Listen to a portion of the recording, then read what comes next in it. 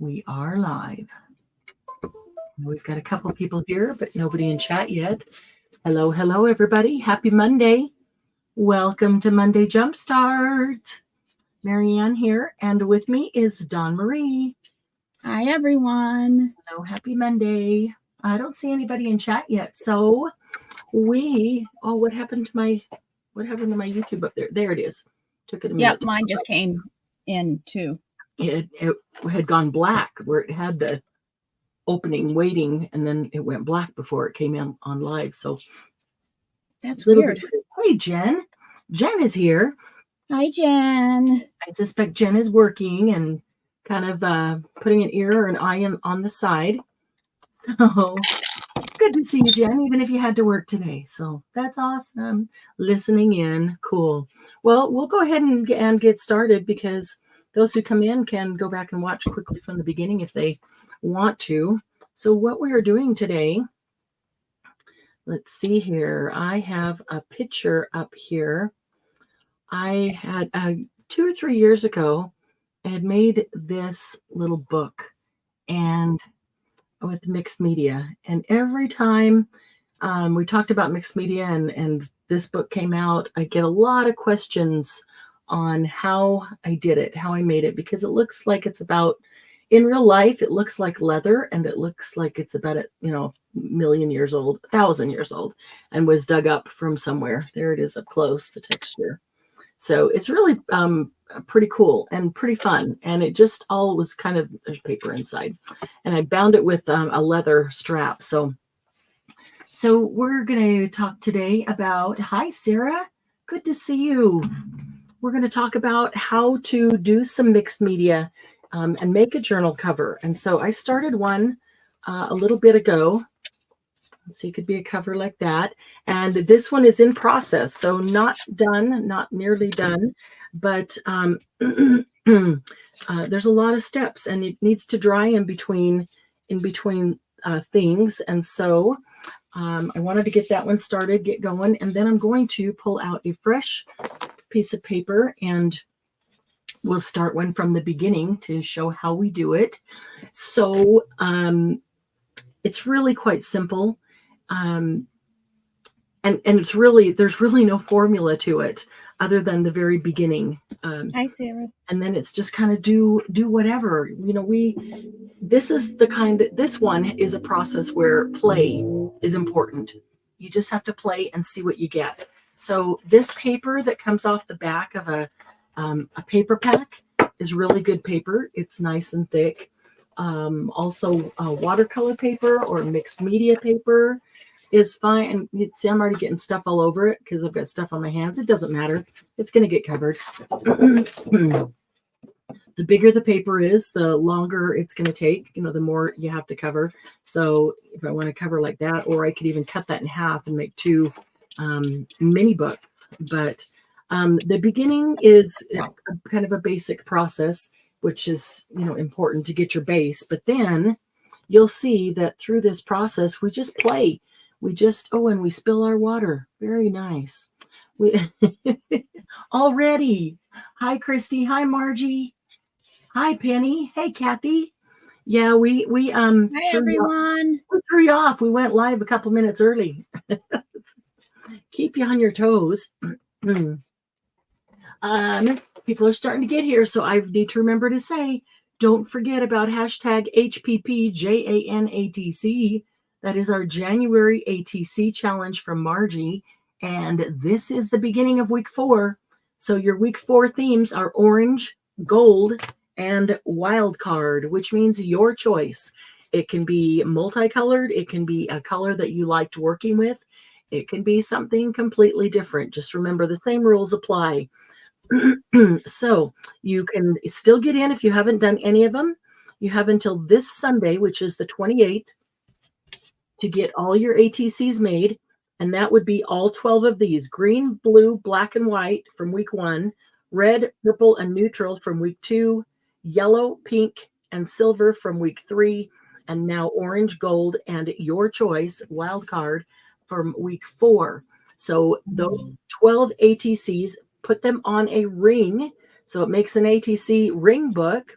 Fan them out a bit so we can see them. Take one picture of all 12 on the ring like that. Post that picture in the Facebook group by this Sunday. Next Monday, the 29th at Monday Jumpstart, we will draw the winners. And we will draw 3 people out. They will get $50, $25, and $25. Compliments of Miss Margie Fifi there. And we, again, want to thank her for sponsoring this challenge. It was her challenge. It was her idea. And she is providing the prizes. So very excited about that. This one has been a lot of fun. It's been a lot of fun seeing everybody's creations on the ATCs. And a lot of people who had never made ATCs before now are very comfortable making them. You're okay, Christy. We just started. Penny, good to see you. Forgot to add the hashtag. Oh, yep. Just go edit your post. No worries. Guessed right about orange and gold being in this week. Would you wonder why orange is this week? Does anybody wonder? Because it's my favorite color and my birthday's tomorrow. Yay! Because it's only color left. Yes. Oh, so yeah, I'm excited about that. And next Monday we will draw the winners. And let's see if I can get this tape up with gloves on. I don't think so. So I'm going to show you the very base of your paper here when you get started, and then you'll see how it really is just plain. So I am going to tape this down only because, or not only, but because I've got stuff. I started out with a very clean mat this morning. I'm going to, before I tape it down. First step, almost forgot the first step. The first step is a coat of gesso or primer. Stamperia's primer, very much like gesso. So I have that, this jar right here. So I'm going to use this primer. But a coat of clear gesso too, if you want to keep if you want to keep the color of the paper. You could use black gesso, white gesso, or clear gesso, doesn't matter, or a primer. And if you don't have any of those, use a coat of white or any of those colors. Acrylic paint. Acrylic paint will work for that. So we want to get this coat down here because we're going to be using inks and oxides and alcohol inks and spraying it. And if I don't do that because it's just paper, it's all just going to soak into it. And first of all, it soaks it up. And so you won't get the look that you want, and you won't get any of it sitting on the surface. It will just soak into the paper. And your paper will be soaking wet and have a really hard time drying. And you won't get the look you want, and nothing will be up on top. So it'll be very frustrating to you. So it's not going to work if you don't have a base coat down to put. It's just a barrier between the paper and the color that you use, however you use it. So quick coat of primer on there, and I'm not concerned about it being super perfect. You can see I keep sticking my fingers in it. No big deal. Put that back in here. And then I'm going to give it a quick dry. Primer, gesso, a thin coat of acrylic paint. They'll all dry really fast. I've got a goober right there, so let me get that off. Not really worried about that because we're going to give it some texture.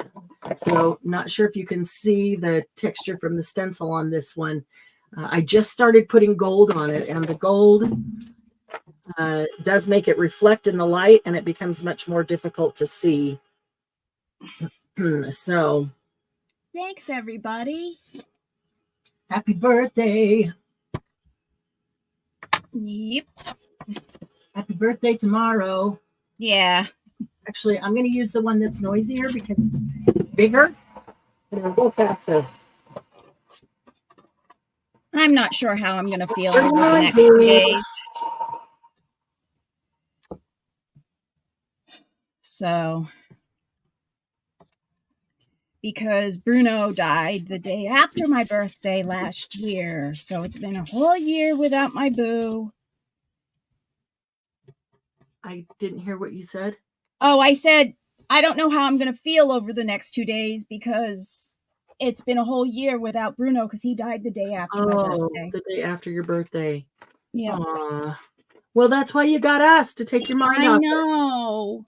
Yeah. And I hadn't really been in you guys in with the group for very long. And when he died last year, everybody was still sad, and everything. So I was grateful for that.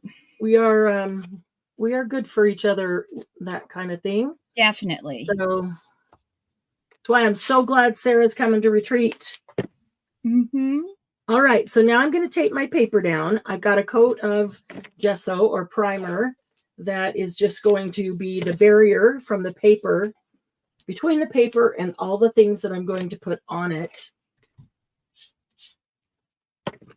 And I'm taping it down because if I use a stencil, that one's kind of small on there. So this is the stencil that I used on this one. You can't see a lot of it yet because I just started putting gold on it, but it'll come out in the end. Maybe I'll use this one. That's kind of a cool pattern. All right, let's see. Direction. Do I want it going? I think maybe like that. Okay, and then I'm going to tape this down because I'm going to be spreading paste through it, and I don't want it shifting. I want to get that paste. Let's see. Not worried about it being exact center, but if I'm going to fold it and there's a spine, it would be nice if kind of the center was at the spine. 1, 2, 3, 4, 5. 1, 2, 3, 4, 5. There's the sip. Yep, right on. Okay, that's good enough. All right, so I will tape that down because as I'm spreading the paste, I don't want this shifting and getting paste everywhere underneath it. And I can see that this is actually like a Yupo stencil. It's only going to last so long because it's not, plastic, but I've used it a lot. And so it's kind of even bent a little bit. It's super flexible because it's Yupo. So I can just bend it back and push it down. And I'll hold it down with my hands too, but I'm going to do my best to try to get it down a bit. And you'll also see how it doesn't really matter. This is not so critical that there's not a speck of paste underneath it. You'll see that it doesn't really matter if there's a little bit of paste underneath it because of the whole texture thing and all the stuff we're going to do to it. It doesn't matter if there's a little paste underneath it.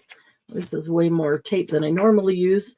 It's because instead of putting it square on, I put the points going out. So we got these big areas. And if I put the tape out here, it doesn't hold it here. There's a lot of gap. So I'm putting one right next to that. And so it hits it a little bit right there, too close to the paper. But then I also need to get it out here where it's staying on the mat.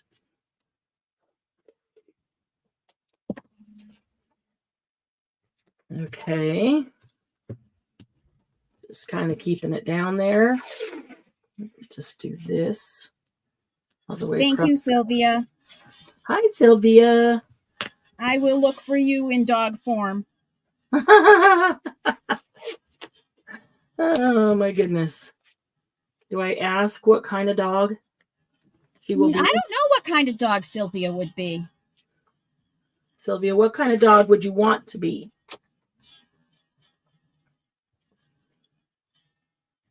Oh, I got so much stuff on my mat now. Hey, Katie. So much stuff on my mat now that the tape doesn't want to stay really well, but that's okay. All right. So I'm also blocking off the corners. I'm going to leave the corners plain. This starburst goes out almost to the corner. It'll go out in the center. And I don't know, maybe I should have turned it so that it went out all the way to the corners, but I kind of like the different angle of that. So, you know, it's only paper and mediums and media. So can do it again. Right. Doesn't matter. Try it every way you want. Okay, so I could use heavy body paste. I could use volume paste. I could use, what's this one? Light and fluffy modeling paste. I don't think there's very much left, so maybe I should use that. I could use several other Stamperia ones over there. Anything that's a thicker or heavier paste, not, you know, a really thin paste. You want something that's going to have some body. Yeah, I've got so much color on this mat now. Nothing wants to stick. Can't blame it. I started out with it nice and clean, and then I started doing that one. So what I'm going to do is take some of the paste. Ooh, this is getting dry. Better use it up. It'll work even if it is a little bit dry. I'm going to put it right here on my mat. Probably need a little bit more. And if it's too much, I'll grab another piece of paper and throw some on something else. And I'm going to add a little bit of ink to it. And the only reason is to start the process. I don't want it stark white. I'm going to be coloring it anyway.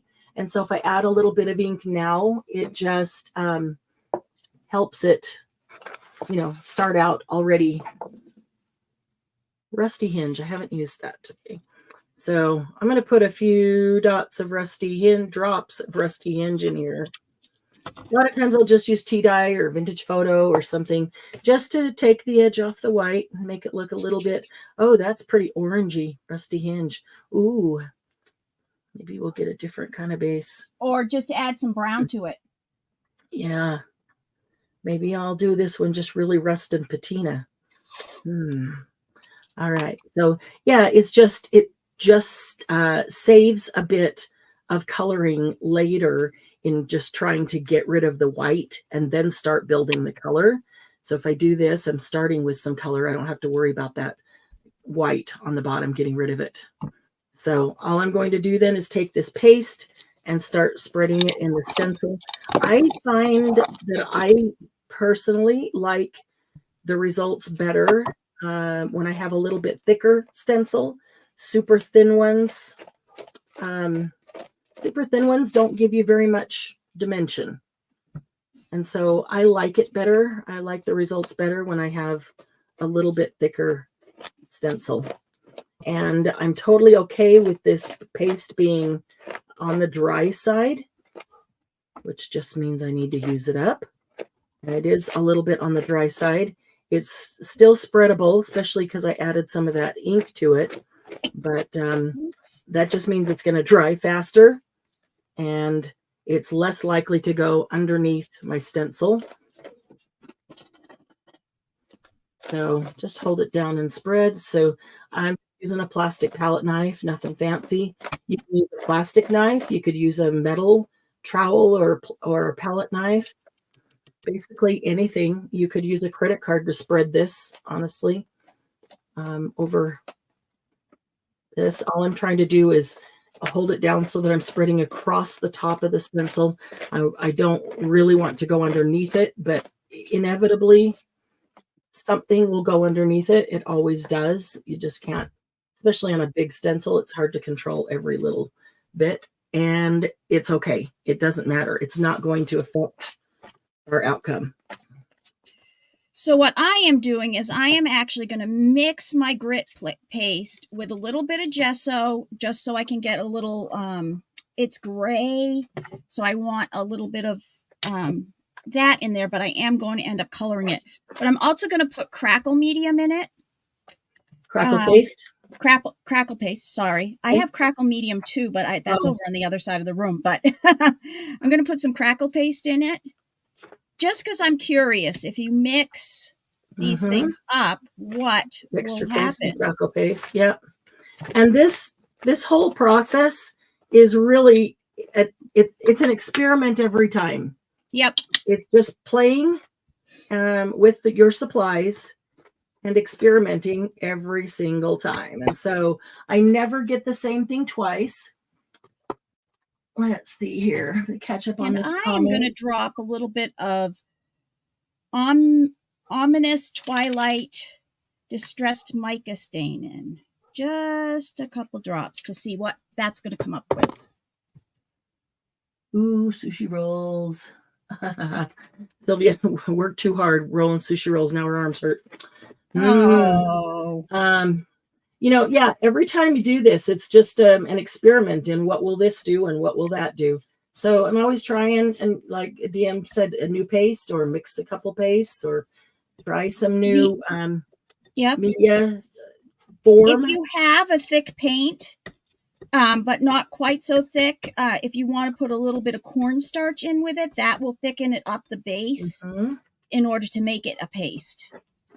And you do need it to be a paste for this part. Yes. And if you're going to do that with the cornstarch, you need to let it thoroughly dry so it can be firm and stay firm, because you don't want to start putting wet on it and it just dissolves. Dissolves, right.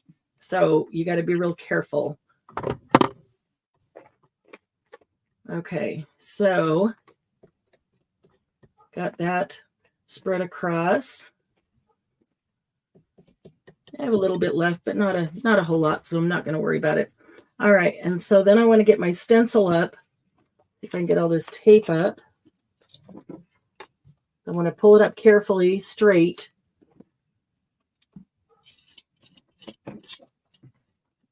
It's a pretty large design, so I don't just smush all the paste around that I just so carefully put down. All right, so get hold of the paper underneath it and get hold of the stencil.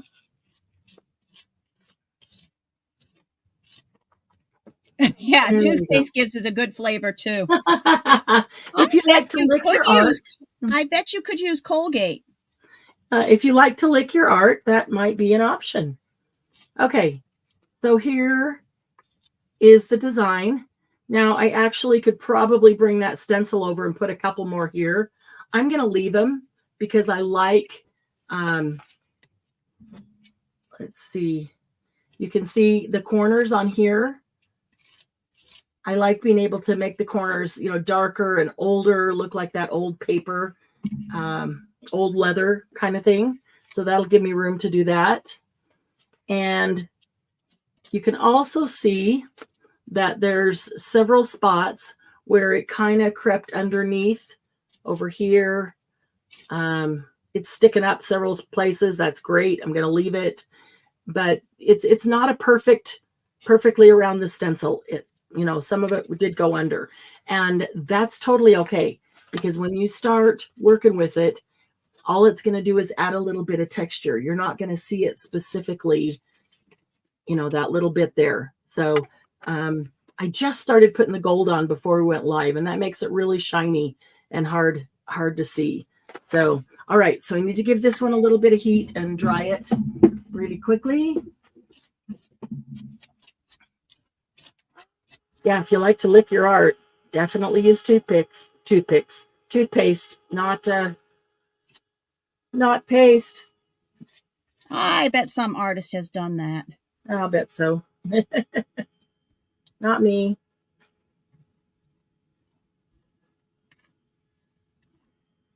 I'll do it with Colgate, but Crest is my favorite, so I won't. Might pull out the noisy dryer just because it's got more power. Yep.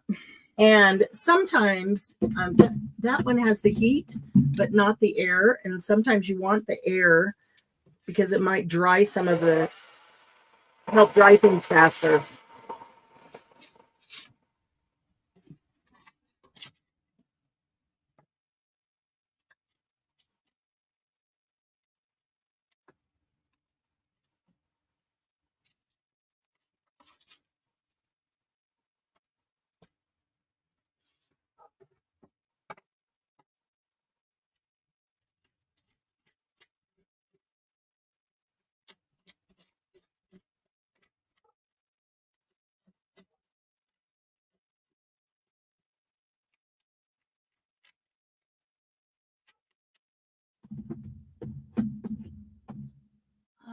ATC's rule along with cats. Yeah. Okay, so this isn't as dry as it should be, but it's getting there. And the problem with it not being totally dry is then it starts to absorb stuff instead of it sitting and building on top of it. But I've got 2, so we can go back and forth from one to the other if it needs to sit and dry a bit. Now on my desk, I have alcohol inks and an alloy. I've got oxide reinkers and sprays of different types. I find most of the time, well, bring regular ink reinkers too. Most of the time, they don't work as well on this type of thing as the oxide reinkers do. But it all kind of depends on the color that you're using and what look you want. And so here's the thing. You just play. You just start doing stuff to this. You just start playing, and it's done when you like what you have. So, I'll put one thing on and then go, okay, I like that patina. Well, there's, too much patina right there. So I'll give 1 drop of gold, but then I want it to spread around, and I just spray things and tilt them and let them organically go. But then it gets too much gold, and now I can't see the design. And so I'm going to want to bring out the design. And don't worry if you put on one thing and then the next thing you can't see it, you don't like it, and the next thing, because honestly, you end up with so many layers, and it's not layers over the whole thing. It's layers here and there and bits and pieces. So you really just start building, and it's hard to, there's no pattern, there's no process, no system of exactly what you need to do. And that's why it's difficult to give you that. But I will say, I do want some texture in the picture. And I've got this that's just a little bit of, it's gold texture paste. So I'm going to take a little bit of that and I put it in these corners. Found it. And see if I can dry that. And then I might want to add some more on it later if this gets covered or, even washed away. So you just keep playing with it until you get something you like. And this is the place where I pull out any medium or media that I haven't used ever or don't use very often, not very familiar with, don't know what it'll do. I pull it out and play with it here. And if I put it on and I don't like it, I just keep going. Put something else on, cover it up.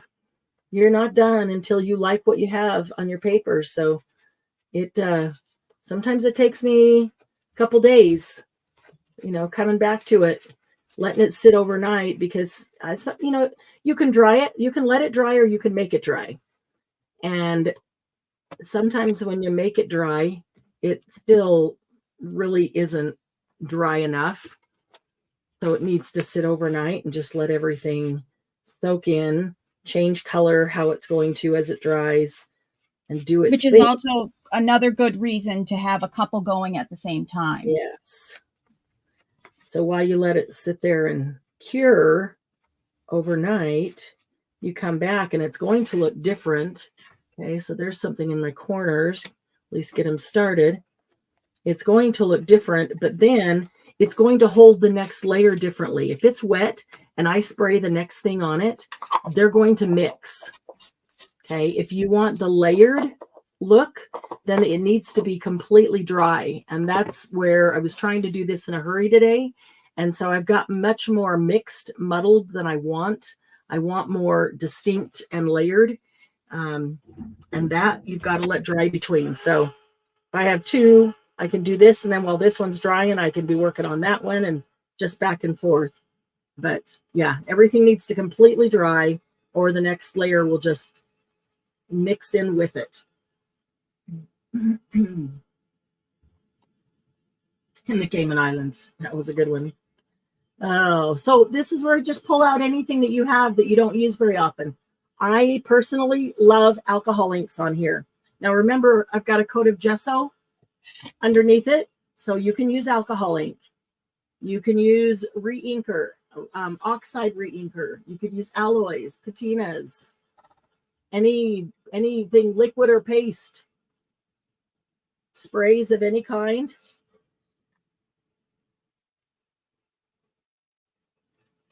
So I'm just going to get these corners hopefully a little bit dry. I probably need to sit overnight to be completely dry, but I'll at least get them started here.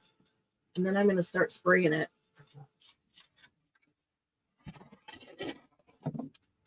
Yes, I think Glynis is headed back. Well, I don't know when. In a couple days. She's home on the 26th. So she's out playing in the Caribbean, where we'd all like to be.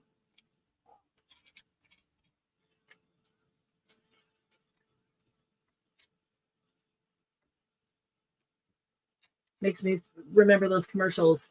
Come to Jamaica. Oh, yes. Remember those? Yep. I went to Jamaica on a cruise. We did too. We did too. All right, I'm gonna call that good. Probably not completely dry, but I want to get started. So I'm going to start with some Tattered Angels. I brought a few over here. I probably need to grab more. I've also got some Distress spray stains. Where are my other? Oh, I knocked them over. That's where they are. I knew there's a couple more in there. Okay, I've got a lot that just have a tiny bit left, so it's a perfect time to use them. They're not reading chat. They hardly ever. Oh, yes. It's hard to read chat when you're playing. Yeah, you guys, maybe you don't know. Even if I don't say chat out loud, I read it. I read all of chat. It's our opportunity to be naughty. You're going to be naughty anyway. I always read chat, even if somebody else is talking and I don't say it out loud. I'm always reading chat. I do not ignore you guys. Come on. See, this one's almost gone. I put you up on my big screen so I could see if I see you guys, but all of a sudden my big screen is not working because I touched the thing. Uh-oh. Okay, so look, instantly it's changed just with one spray. Our orange paste is not orange anymore. And this is just some shade of brown, acorn brown. There's hardly any left. I might use it again, see if I can use that up. So there's my first layer. It's just a spray. And see how it's not soaking into the paper because we've got that layer of gesso? That's what we need. But now we need to dry it. Busted. Always. If I don't dry it, whatever I put on next is just going to mix with it, not layer on top of it. You're always naughty. And I'm always reading your chat. Yay, she's better. Like the face. Thank you. This one was the one that I had done before and done some of the paste on it, and it was really shallow. So I figured I could try a second coat of the paste, but in something that was sort of a bigger, bigger, totally different. That's a good point. If you have a thin stencil that you really want to use, put it down, put some paste on it, let that paste completely dry, and then go back, put the stencil over it. Easy enough to put the stencil in the exact same spot. It's my middle name. That's true, Margie. Put the stencil in the exact same spot and put another layer of paste on it. Absolutely. Okay, so now I just get to play. What do I want to use? Well, I really like using alcohol inks and letting them run. So often I will, and I can only tilt it really one way at a time. So I will start by putting some drops up here in the center, and then I'm going to tilt it. And if they're not running a lot, I'll give it a spray and see if that will help it.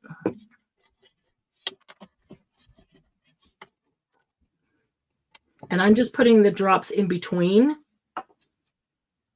these little elevated pieces from the stencil. And I like the way I can get this really dark look around the edge of it with alcohol ink. And, and that looks cool, but we're going to have so many layers that you won't see this. And people say, well, why do you do it if you are going to cover it up? Because if you want the layered look, you have to layer. Okay. You can't put one or two down and then get the layered look. Right. You get the layered look because you're layering. And it's not that you don't see this.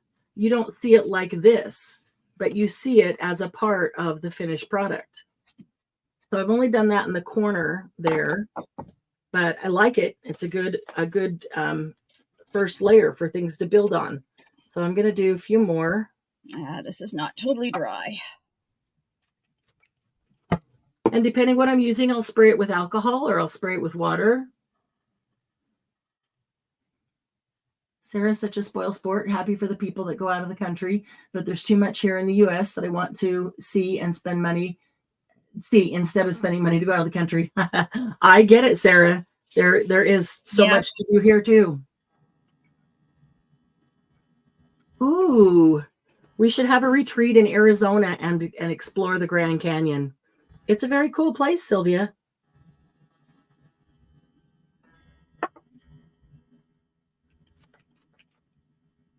Doug has high. I say Sedona. Things. Oh, Sedona would be awesome. That's it. That would be a cool place. Oh, Sarah likes the Grand Canyon too.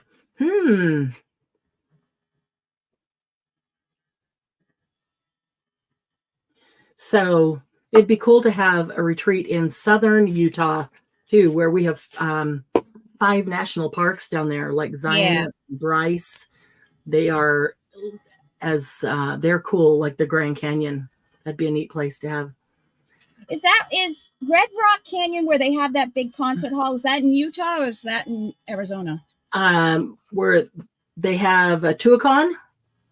I don't know. It's just they always have concerts there because it's got the perfect acoustics. Yes, and it's in Utah. It's in St. George, right down there by those canyons. And it's really cool. The theater, the stage is built right into the Red Rock Mountains. Yeah. Mm-hmm.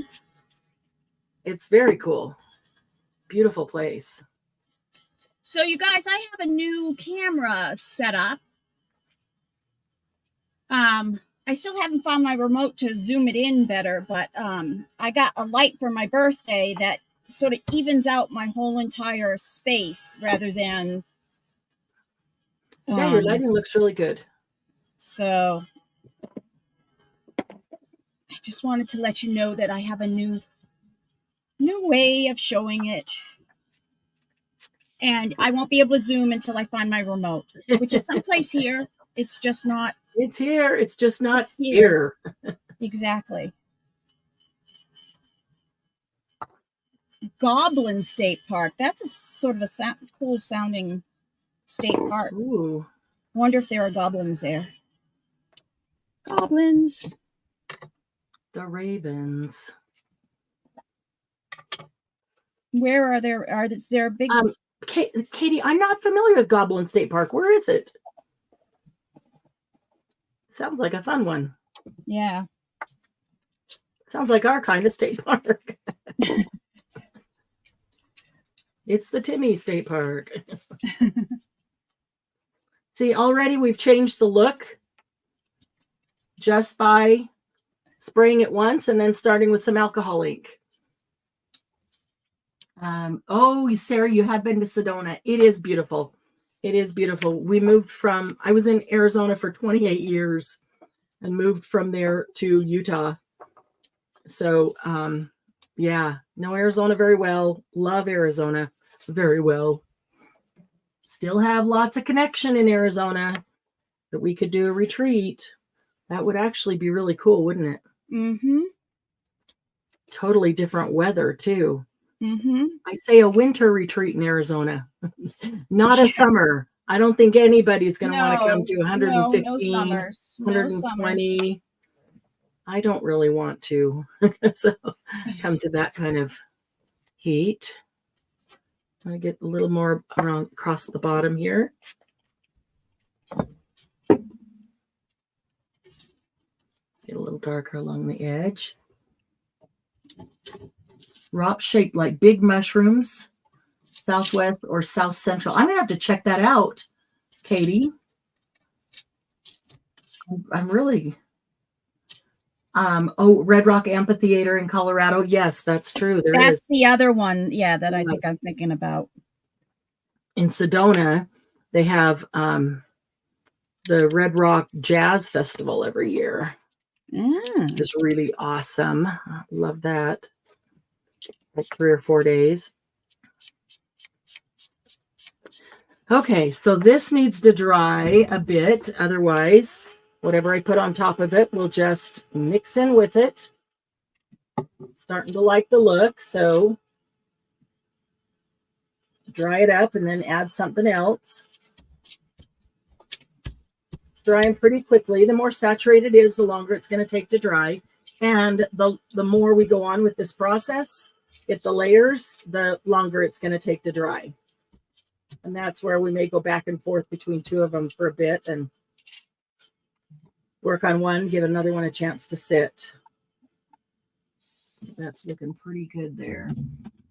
So DM started with a piece of scrapbook paper. She likes the stripes, but it's an awful lot of stripes because it's a big page. So she put a stencil over the top of it and put her stenciled her pattern of lace on top of the stripes. I think that's going to look cool when you get the and then color. I just did this one as a regular stencil, and then where I sprayed it with the hickory smoke distress oxide, I lifted it up and turned it over and put it on, and I've been pressing it into the other parts of the thing, so it's picking up the...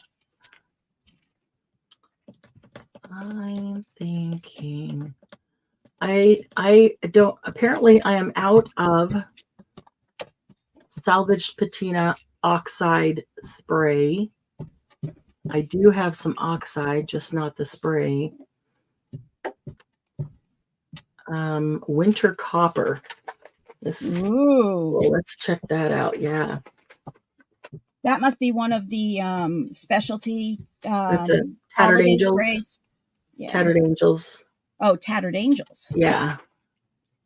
Yeah, Tattered Angels. Let's see.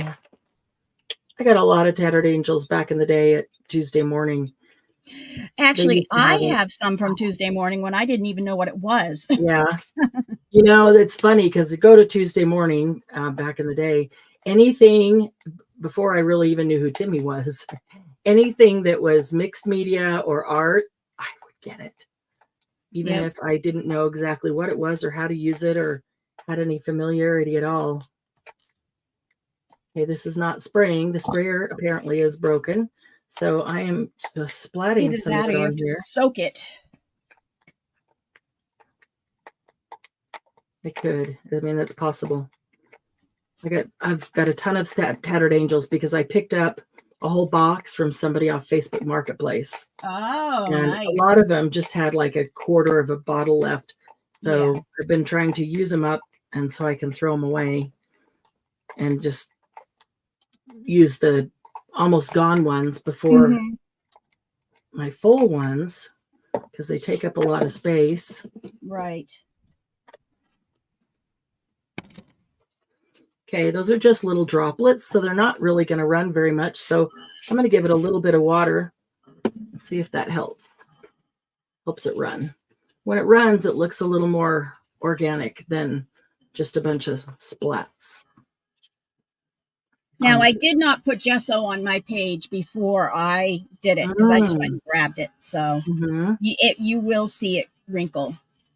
So, well, and you can always straighten it out later. That's not the problem. Right. Just when it soaks it in and then you can't get the look you want because it keeps soaking it in. But if you want to keep that stripe behind it and really all you want to do is color your medium that you did over the stencil, then that's different. And then it doesn't matter. All right.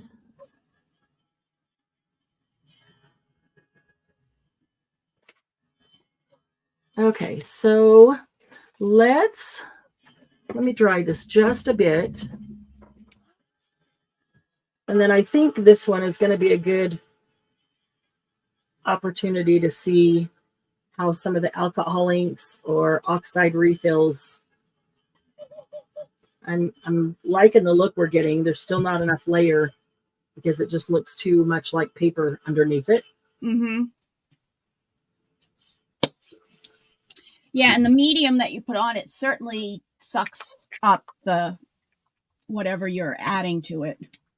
So yeah, the paste that we put through the stencil, that's going to soak some of it up. But once it hardens, it'll be much better. But the paper isn't soaking it up because I put the layer of gesso. So I am going to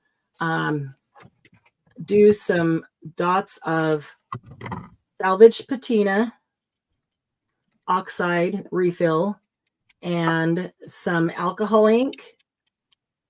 And depending on what colors I want to work with, I'll just grab a few alcohol inks that are kind of, in that range. And if I try one and I don't like it, I did that earlier. I'm like, oh, I don't like that. It's too whatever it was.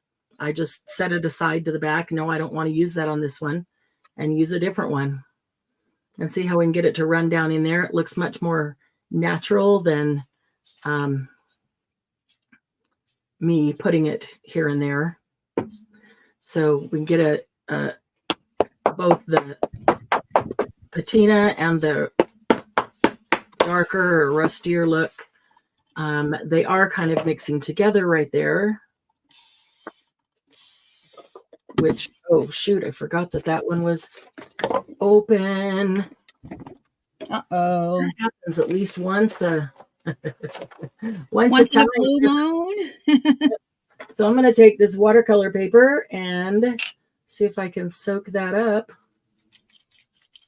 All my brushes are in it. Brushes that are sitting right here.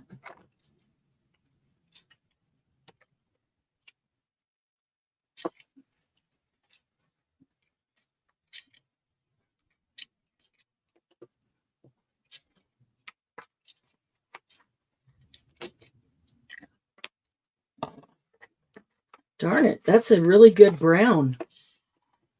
And there wasn't that much left. But I'll see if I can soak that up in this watercolor paper so I can at least use it in the background. Oh, I got 2 pages there. 2 pieces, didn't even know it. All right. There's a lot. That's a lot of spray. Well, so much for, is that my winter copper or my acorn brown? So much for my winter copper.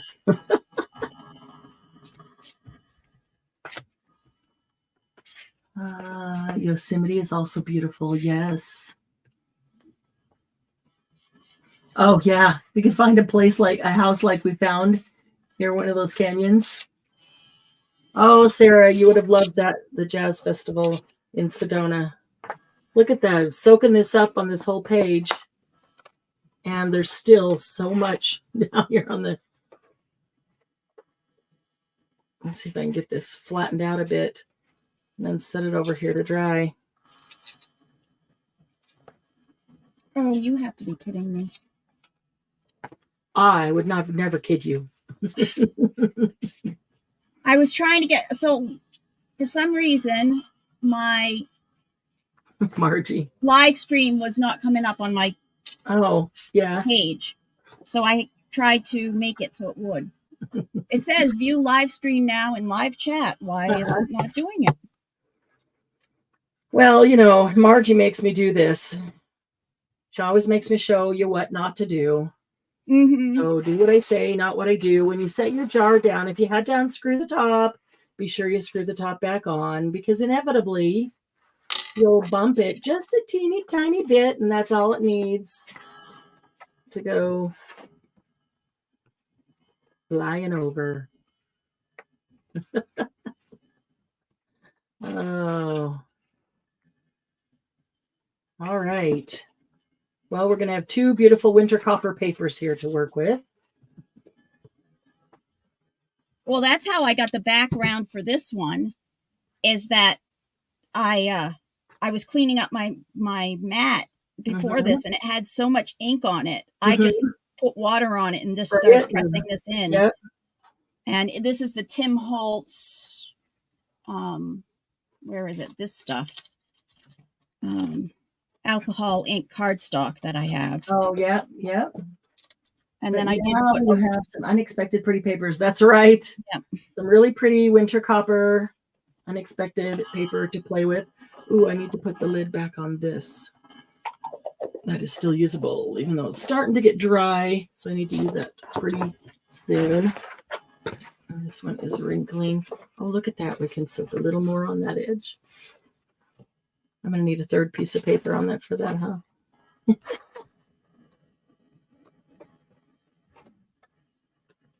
Okay. I have to do that once a time. Every time we do mixed media, something or other. I only do it just so everybody else feels good about, not spilling their own, because I'm the only one that did. Yeah. Yeah, this is nowhere near ready. I'm going to soak it up with the back of this one, because that's going to be the inside. Yeah. I'm to the point that I need something dry. Yeah. Something dry somewhere. All right. That's not working so great. Oh. This is the point where I say, alrighty then.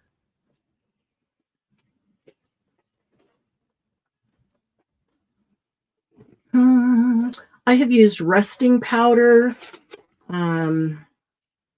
Any of the liquids that we use for any of our projects. Just trying to use up this baby wipe since I got it out for that ink. There we go. All right. Back to playing. It's funny. Up on the screen, this is really purple on my table. But up on the screen, it does look gray, but it's purple. Is it purple or lavender?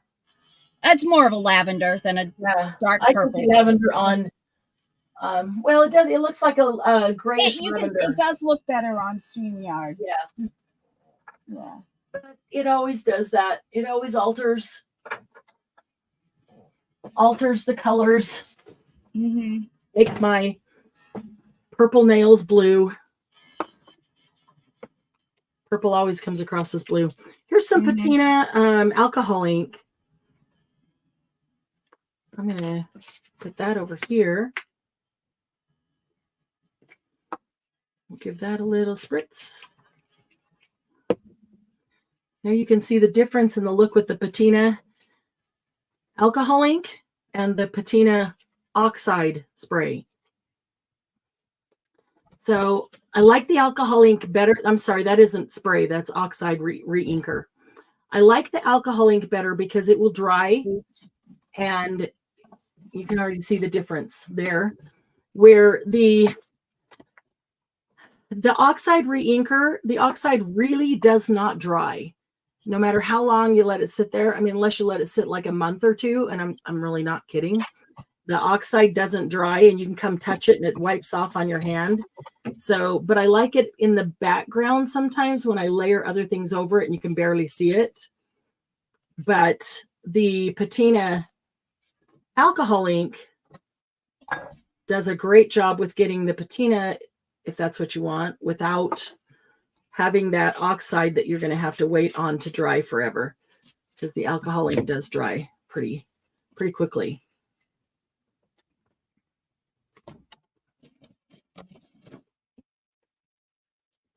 So now I just spray and play and drop and spray and play.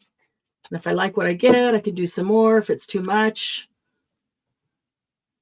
then I'll stop, dry that, put something else on it. I'm liking the combination of colors.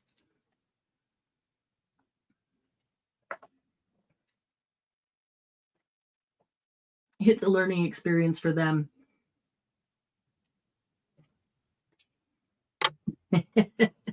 It's a learning experience for you when I knock stuff over. Yeah, I guess. Teaches you always put the lid back on. Always put the lid back on. Especially if you have multiple things sitting there and the lid's only off on one. The lid's on the others, and so I forgot that it was off on just that one. And actually, I didn't knock it over. I picked it up to move it, thinking the lid was on all of them, and it wasn't. So, yeah. Good enough reason to put the lid on.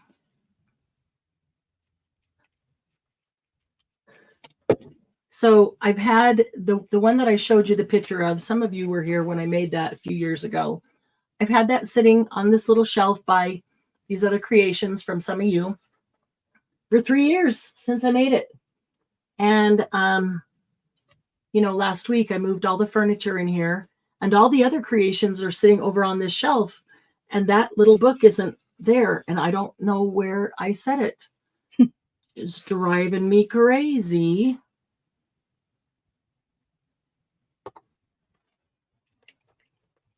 It was the first one that I did like that, and it was just pure play, so I wouldn't sell it.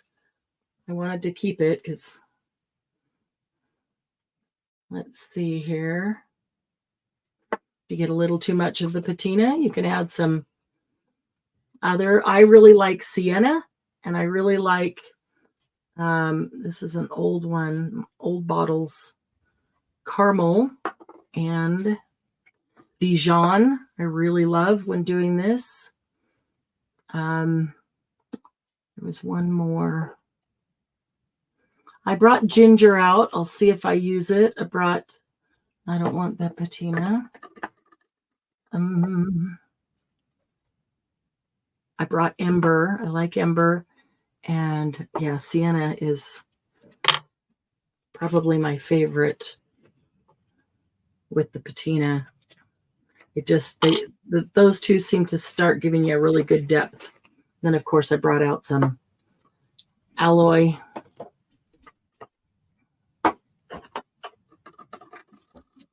A little copper mixative, not knowing what color direction I wanted to go in. I'll move those. I also got this. This is a bottle. It's called Sophisticated Finishes. And look, I've tried that. Look how, have you? Look at I did a I haven't even used it yet. And look at that cool patina on here. So I thought, that is really cool. If I could get, it looks like coral. If I could get that patina to grow on something. I used that for, I think it was an old bucket or something like that I wanted it to rust up a little, so I used that in the rust one. Well, that's cool. So did you just like take a rag and rub it on? Is that how you use it? I pounced it on with a rag. Okay, right. So I got a little bit of a dimension. And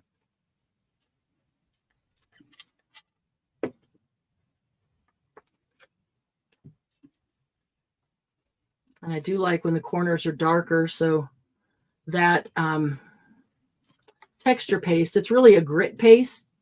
It's a matte metallic. It's gold, but it's matte, so it doesn't really shine.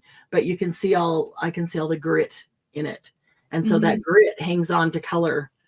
So then when I, if I didn't do that right away, then in the end I could come over and put some of that dark color on the corners, and it would just hang on to it, and it looks so cool. Let's get some of this going down.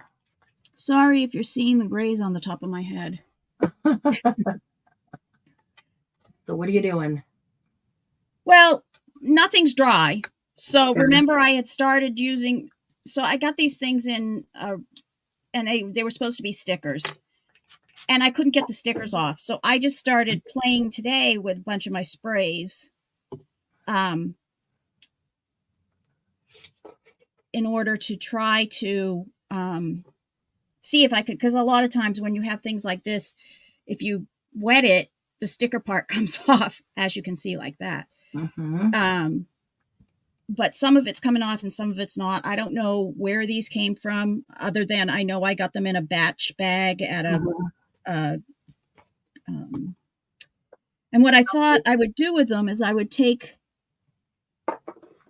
my black art journal and I would do 2 facing pages. Oh, that'll be cool. But once I finish this, I do plan on putting some sort of paste over the top with a different, with some sort of thing over it. Yeah. So Sylvia, if I do a page like this, my thought is that in the end, it will be a mixed media journal cover. I'll just fold it in half like that. And my burst, is coming out that way. You could turn it either way, actually, whichever way you like best. But like Margie said, you can cut them up into strips. They make very cool belly bands. You can cut it in half and make 2 small book covers. That is always cool to have this on a small book. Looks really neat. The mixed media. You can use them as pockets, fold them. Just fold the top down and make a simple envelope. They look cool that way. Really use them any way you'd use any other paper, but I really like doing it this way and making a journal cover because it's going to be a one-of-a-kind journal cover. Even if I use the same stencil, I'm never going to replicate this. It'll never be the same. Which is the way it should be in a lot of work. Mm-hmm. It's hard to replicate things. So every journal cover is a one-of-a-kind. Yep. Mixed media. Journal pages, the same thing. Mm-hmm. Even cards, nothing. You can never get the same card perfectly. Exactly the same every time. I think maybe some people can, but not me. And that gives me, that just shows to me that, an artist did it because everything's not perfect. And nothing is perfect. I like my mixed media and being different every time, even if I use the same stencil. Yeah. I like it being a completely different piece of art so that everyone is a one-of-a-kind work of art.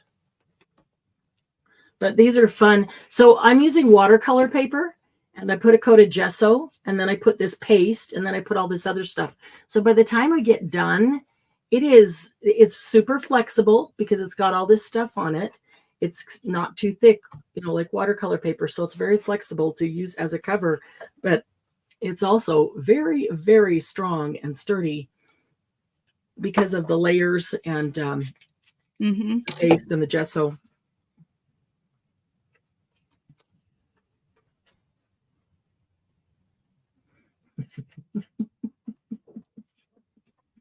Yes, it could be a masterboard. You could scan it in.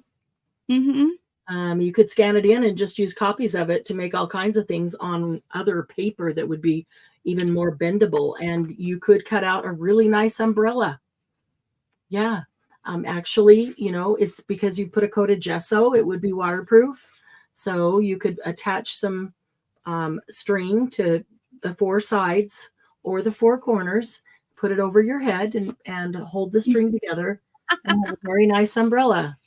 Per Margie.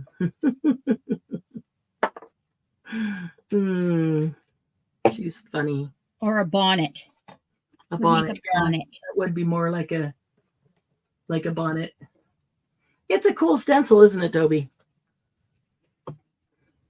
I bought a whole bag of stencils and a whole bag of stamps from a mixed media artist that was moving and had to sell a ton of her stuff in her studio. And so they were all used and, so it's paper, it's thick, but it's paper. And I know it's not going to last forever.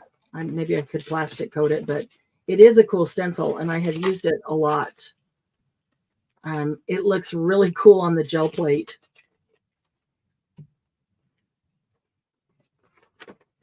In fact, where did I remember just moving that. I have another one that I use this stencil, making a mixed media page like this to be a journal cover, and it's completely different colors, which might be kind of cool. No, now I went and got paper residue on that.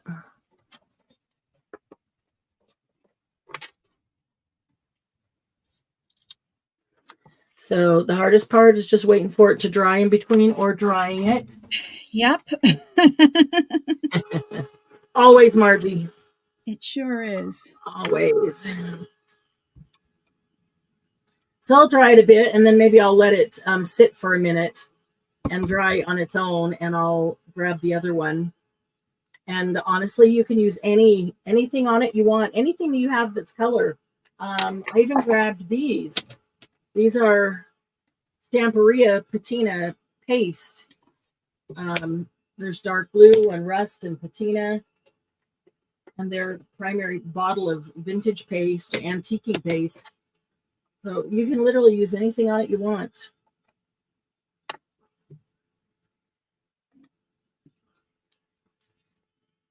So that's starting to come alive. Kind of looks like a lion. It's looking pretty dark, but it'll lighten up as we go. So I'm just going to let it sit for a minute, and I'm going to bring this one back and play with this one just a bit. Really hard to be naughty when you pay. Well, Margie just shoot me a message saying going to be naughty now, and I won't pay attention. Okay. Oh, all right. So I will say, if you put an alcohol ink, just put a drop here or there and have them kind of all on the same side so that as you're tilting it, you know, they're kind of going the same direction. If you put it all the way around and then you tilt it, they're all going to run this way. So, but only put a drop or two, because then you can see what it does. And if you want, you can add more. It's easier than trying to take it off if you get too much. If you get too much on there, and then you have to get the other colors back in there again. And I want to get some on these edges.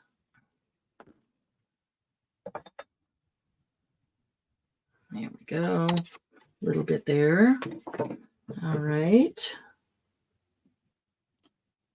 I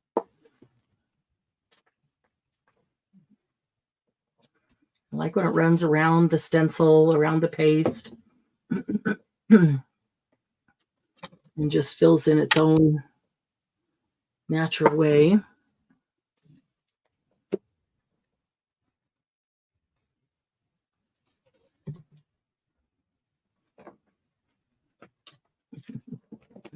Don't like the way that sat there. So we'll just make it runny again.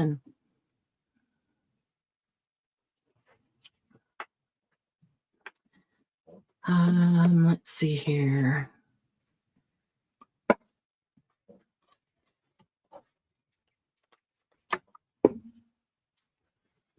So it would be fun sometime to do a tell us what to do and make us pull out some weird kinds of mediums and media that we hardly ever use. Yes. And do something with them. Yeah, these right here were all done with most of my spray inks. I hadn't really done anything with them in a while, and I figured I'd try, and I tried to make sure that I kept them different colors. So like this one came out really like the tealy blue, and this one came out the purpley pink. And then I have another one. I don't know where the other one. Oh, this one I actually like. This one is all the light colors I did. So you could see that it was next to the purple because this purple splatter. Hi, Julie. Thank you, Julie. So I'm going to start. I've got a lot of layers, so I'm going to start to kind of differentiate now and bring out what I want to bring out. So I'm darkening the corners a bit, and they're a little bit red. I used sienna alcohol ink on them, and so they'll get a little darker as I add other things to them. And the whoops, wrong one. That one's not open. The gold is in there, and I like the gold. And then if I get it all where I like, and you've got the gold, I can go back with something dark right over where the stencil is, just over the top there, and that will accent that with the gold underneath it. And I'm going to stop after this because I think something's dry and I can go to adding stuff. Yay. You really have to have multiple things going on your desk when you do these, guys, because... Well, if you're as impatient as I am, you sure do. Yeah.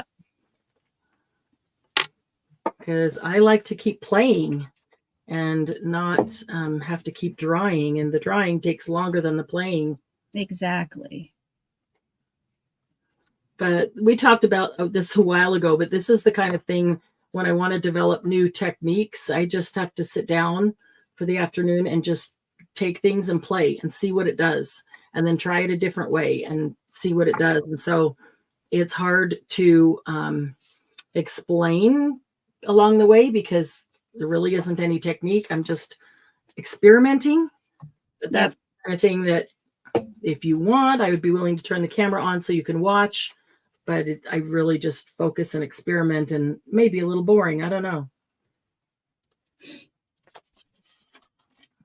Okay, so starting to get something there that I like. Okay, get a little bit of this dry. This one's dry even more. Dry. I like the way this one's drying.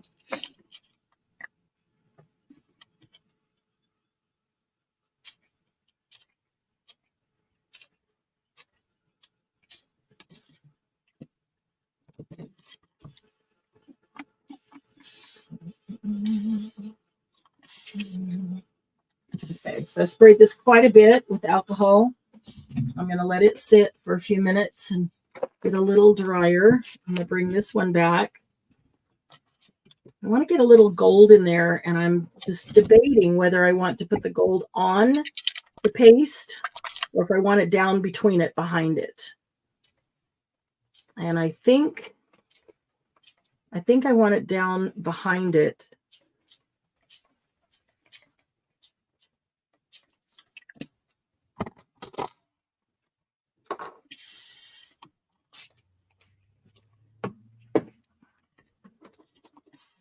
And I want this blue I just put on to soak more into the paste.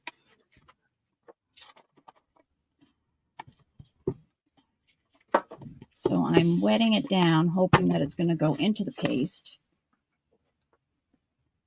And I'm flopping it around. Texture paste through a stencil or embossed cardstock. It is texture paste, Julie. On this one, I use light and fluffy modeling paste. On this one, I actually used Stamperia volume paste. And really, you can use any paste that's going to give you dimension. So anything heavy, a heavy body paste, I really should use that one up because the lid got cracked and I don't want it to dry out. Any thick paste that will dry and give you that dimension, not a thin paste that either is not going to dry or is going to reactivate when it's wet, or just is meant to be a kind of a surface, too thin. Because you want dimension. You want dimension. But not toothpaste. That's right. Not yet. I'll run and get the toothpaste. Maybe you could use toothpaste. Why not? If you can get it to dry, well, and you might have to just leave it air dry for longer, but it does get really hard when it dries. It does. It sure does. So we used that in college to plug holes. Yep. That's good spackle.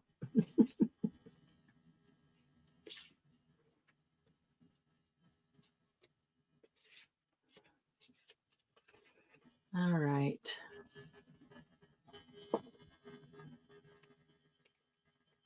So I'm debating if I want to do more on it before I add the gold. Or do I want to go ahead and start with gold? That might tell me where I want to go. And I still can't decide if I want the gold on top or down in between.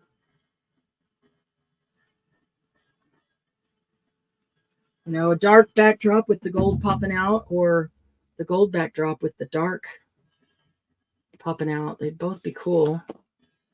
Your paste is a lot thicker because I bet did you use the fluffy on that one? This one I use light and fluffy. Okay. Because yours is a lot thicker paste than mine, even though I sort of. And this one I use volume paste. Oh, okay. I like that one. Yeah, me too. It's going to be cool when I get so I can see the stencil back again. Yeah. If I'm going to I'll use different kinds of gold if I'm going to put it on top or down below. On this one, you can see that the whole thing was gold.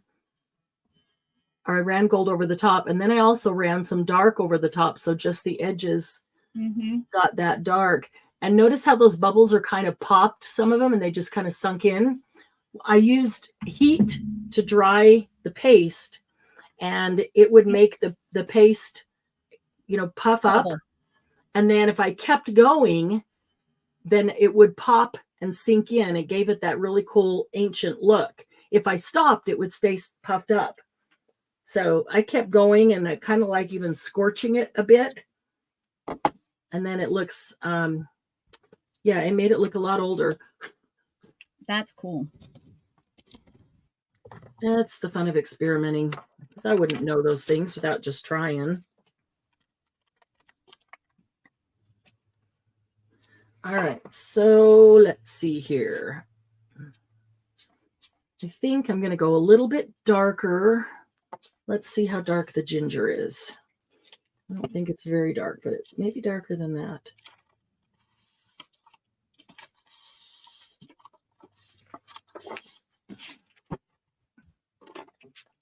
Oh, yeah, perfect. And then, so get that ginger in there. And then I even have espresso or something really dark like that can get down in there.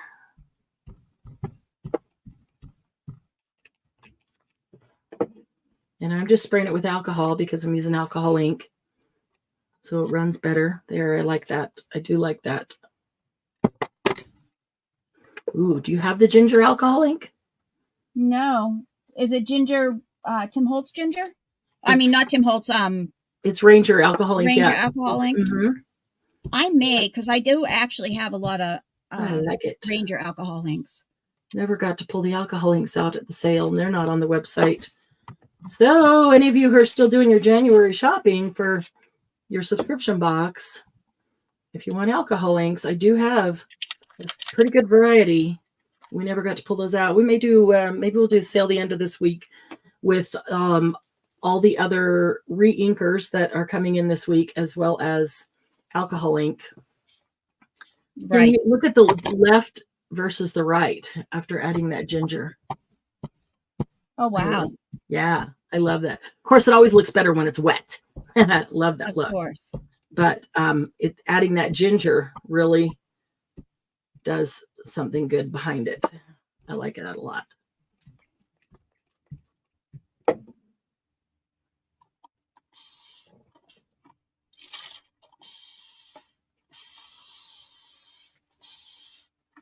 Yep, the spray is this is alcohol. I do have water here because if I put on a Tattered Angels or a Distress spray,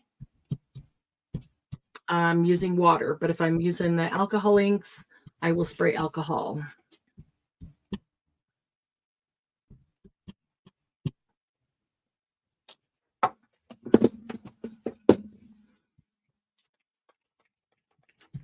Okay.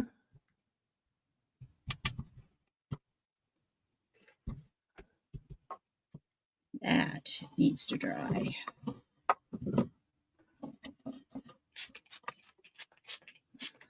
I love doing this just for fun. I could sit and do this all day long. It's just, to me, this is very relaxing and enjoyable, just experimenting. But I love that when I get done, I have a really cool journal cover. So I actually get something out of it. Usable.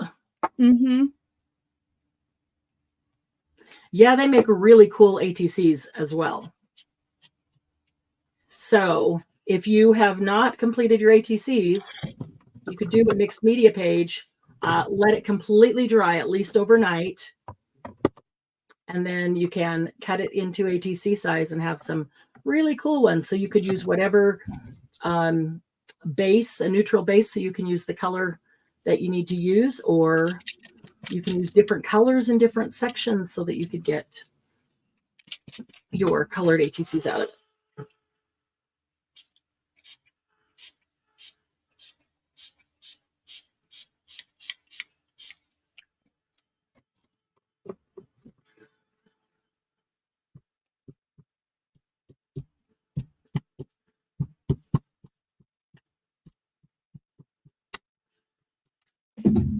Okay.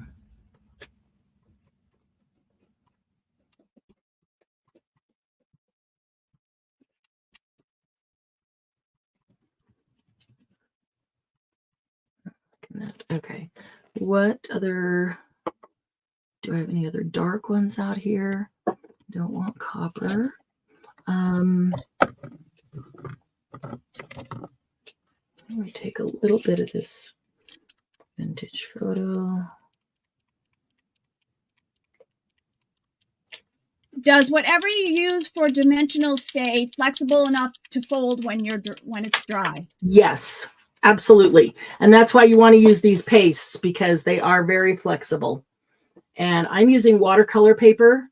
You could use, sometimes I'll use like the back of a paper pad because it's nice and thick. And you coat it with a coat of gesso first, so it protects the paper and makes it waterproof so that you can do all this stuff on it. But then, yes, your medium, as it dries and you put all the wet media on it, it becomes very flexible. Make great journal covers. Actually, mine is almost like becoming the kind of paper that you put oil on. Mm-hmm. It's got that texture right now too, especially the back. They're cool they become really tactile as journal covers. They're Look cool at the back. Feel. Oh, wow. That's cool. Okay, I put a little bit of vintage photo re-inker in there, so I wasn't liking the way that patina oxide was looking. So I was trying to cover that. And so I sprayed that with water instead of ink. And this is really light down here. I want it to be darker. So I'm going to turn around and get another alcohol ink that is darker. I thought I grabbed a couple of dark ones, but maybe not.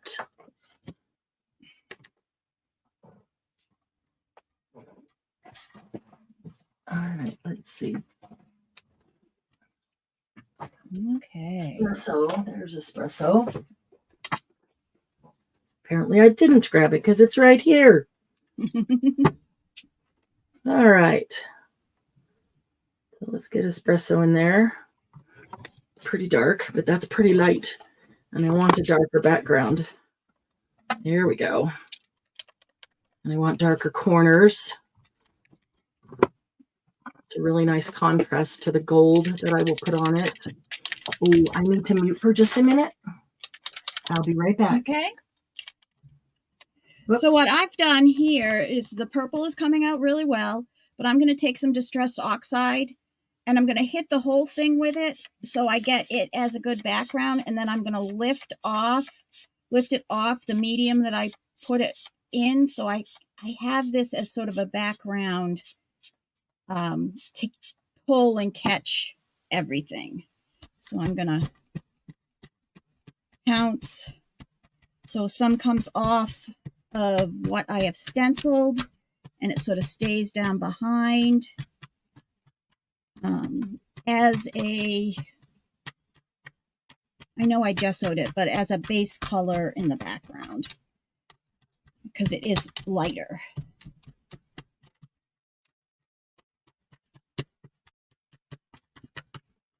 I know I'm lifting it all off and taking more off than I'm leaving. But that's okay. Because I just wanted that as a background. Oh, you should see the mess of my desk right now. There is stuff all over the place.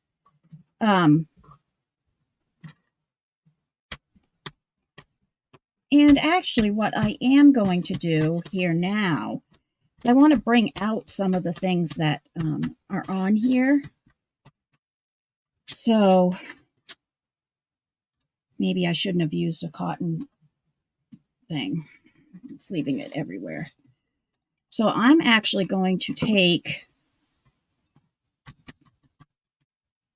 some of my, let's see, I'm going to take this, which is picked raspberry, which is a really, really bright color. And then I'm going to put it on my brush. And I'm going to just go over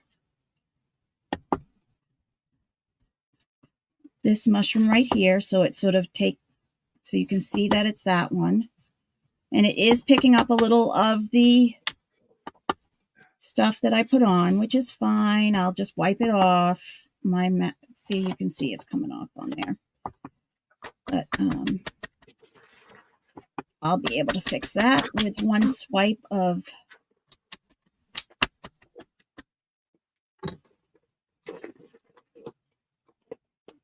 where is it? My cleaner.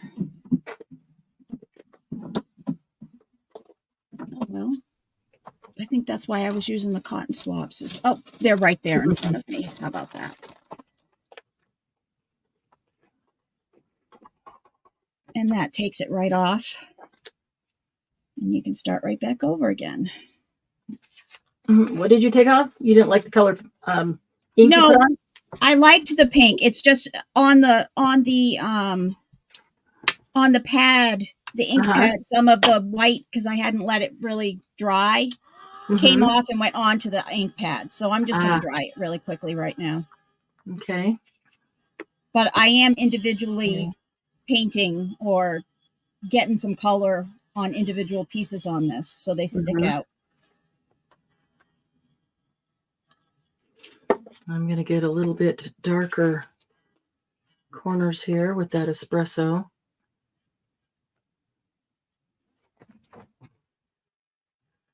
Yes, and I could probably use pastels on each individual thing here too. I could go grab those.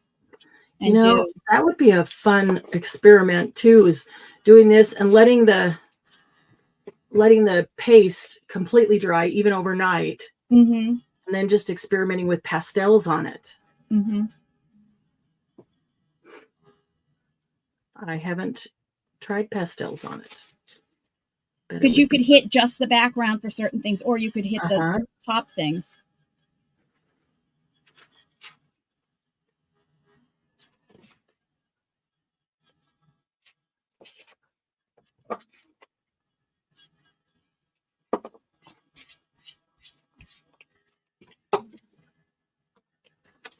Okay. And you can tell all of my stuff is not dry because see how that's gray? Yeah, it's hard to do it like this and try to do it in a hurry because you don't have, you really have to have the dry time in between. It's hard to complete a project in 2 hours. Well, it doesn't happen. I've never completed one of these in 2 hours. No, it's definitely a work on it, come back, see what else you think you can do or what else you want to do, and then just keep working on them every once in a while.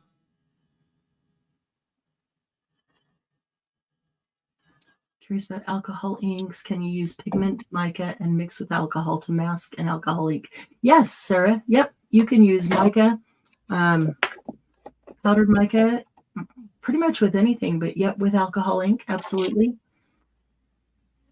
Not to mask, but to make a different color. Yeah, I knew what you meant. Sarah, I think I would make more of a surface shimmer sprays and some mica itself has this, unless you use actual pigments too. But yeah, you can take the mica and you can mix it with alcohol or with water in a spray bottle like this to make a spray. You can mix it with a paste or with like a white paint to make something that you could paint with a brush. You could mix it with alcohol ink. Maybe you had an alcohol ink that not crazy about the color, but if you add some mica to it, you can get something that you really do love. Okay, I'm still going to have those good light sections, just not completely light. Here's my little one.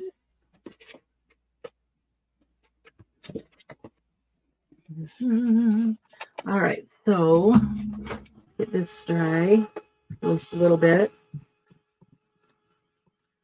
And then I do want to try some gold on this.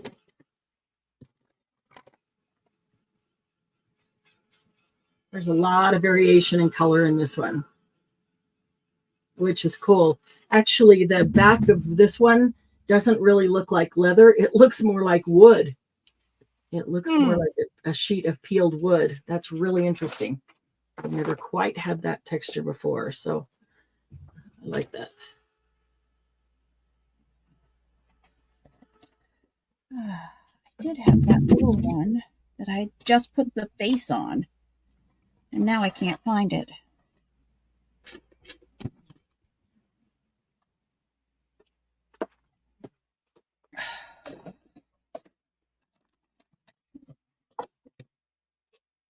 Ugh, I'll find it. Let's go back to doing a little bit of this.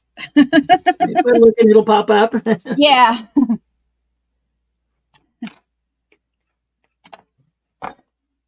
Oops, I almost knocked my little plate from Norway off my table. Let's go put it where? There. Okay. Bye, Toby. See you, Toby. Have a good afternoon. I will get back with you later today, Toby.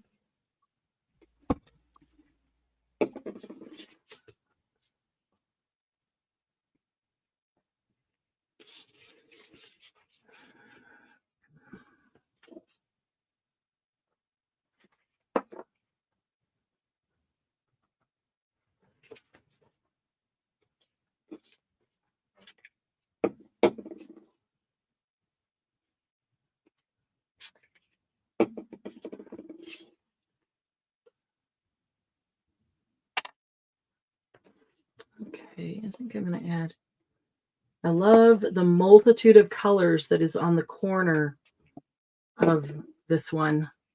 I look on the corner and I can see patina, and it looks like a red, like red rocks and gold and brown and even a sand color, all kinds of colors in there. So I want just a little bit of dark edge, but I like that on the corners. I don't think that my paste is thick enough to do what you're doing right now. My That's paste possible. is pretty thin. What kind of paste are you using? Well, I had mixed up my own, but it wasn't very thick. Yeah, it has to be thick. Yeah, and I didn't make it very thick, so I used the grit paste and the I don't have very many pastes. Yeah. I used the crackle medium and the grit paste together with a little bit of gesso just to grab color. But I really think that I need to. Thick enough. It's not thick enough. I need some of the volumized paste or whatever. It's just some heavy body paste or modeling paste or molding paste or something that is meant to hold shape. Yep. And then just really slather it on, which is funny because I usually overdo things, and for some reason I underdid on this.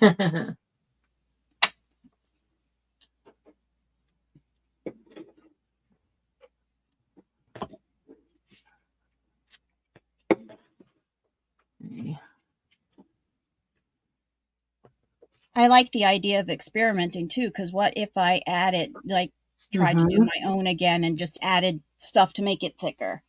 What would make it thicker, in my, that I have, that I wouldn't have to go and get anything else? So. Well, and then you look at like the grit paste and the, like a heavy body paste and the texture paste or the crackle paste and like, which is more expensive? Right. If it's less expensive just to have some good basic heavy body paste, then you can add other things to it to make a texture paste. Exactly. And make a, well, you can't really make a who has the best heavy body paste, do you think? I think there's a lot of good ones out there. I like this one from Stamperia. Okay. But there's a lot of good ones. I might have a Finnabar, and I'm pretty sure I have a Finnabar and the Stamperia one in stock. Mm-hmm. I like Finnabar too. There's a lot of good ones, honestly, but it's just which one I happen to have, or which one we can get on sale, or just at any given time. That sale thing is a big thing for me. Yep. Me too. I bought a gallon of Hyatt's modeling paste and found it was quite thin. So if you like thin, there's a possibility for a large amount of quantity. Yeah.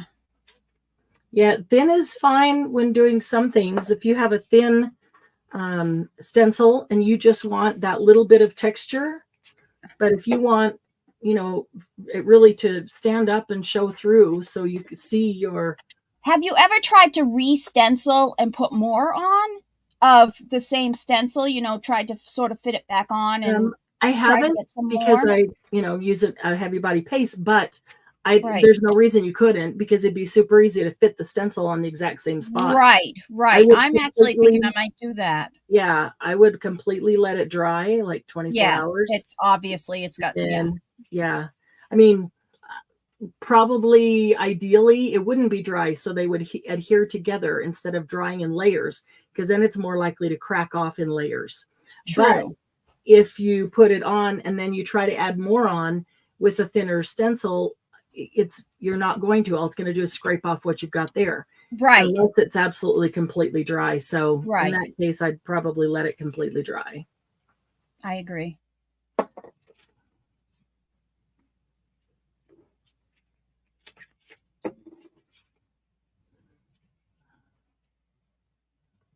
Look at you, all good with your gloves on. I got a lot of things going on this week, so I thought I better. Yes, that's true. I better not have black and blue hands. People don't necessarily like to see black and blue hands in the food that's being prepared for them, right? True. That's true. It doesn't look very appetizing. No.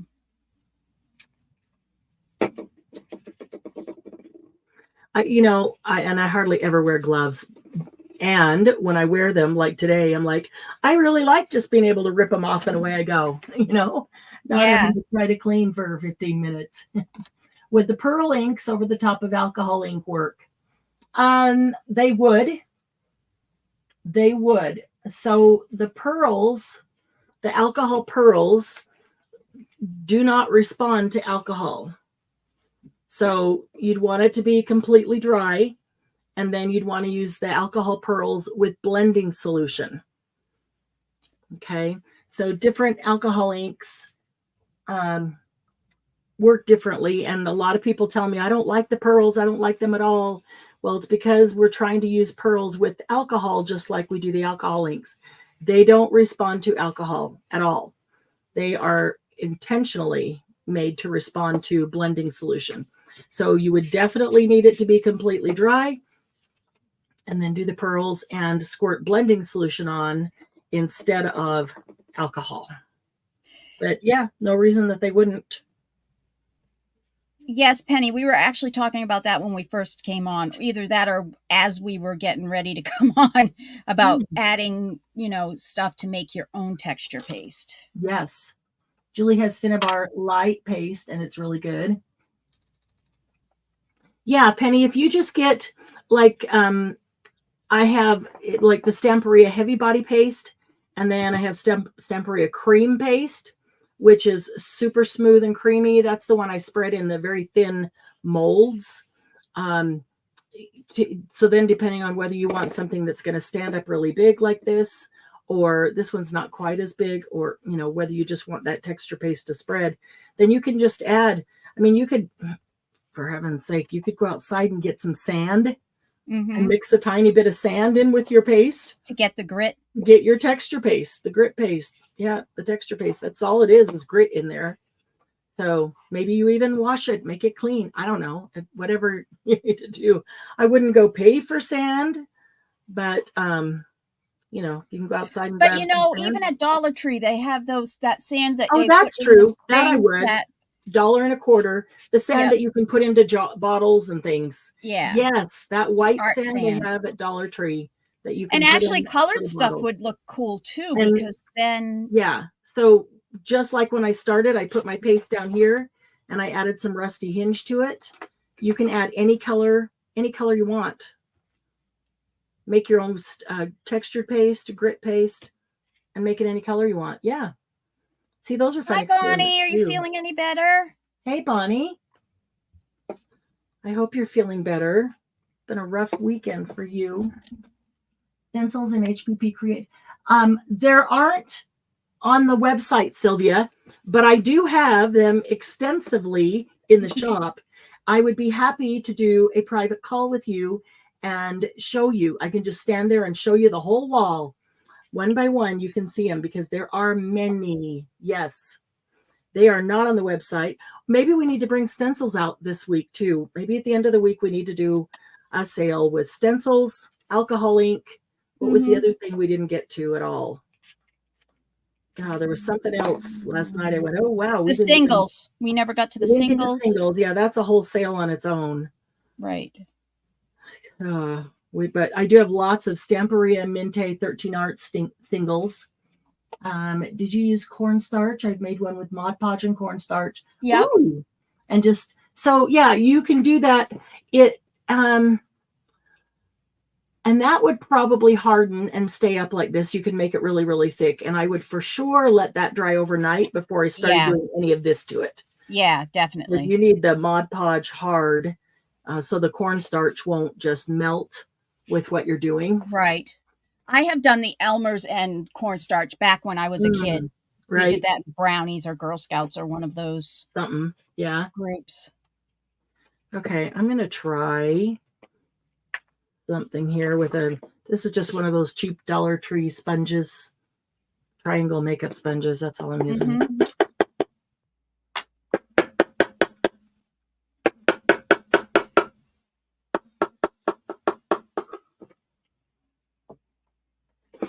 All right. Hopefully the top of this is drying. There's so many things. I'm like, oh, I want to experiment with that. Oh, I got to try that. I got to try it all. Yep.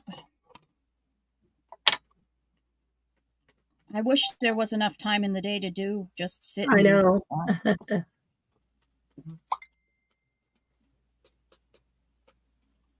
You could do this with a brush, a sponge, a really small stippling sponge.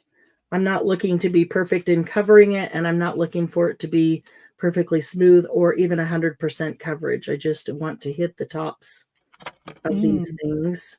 And I started with the big ones so I could get a feel for it, because the big ones will be easier to hit than the little ones.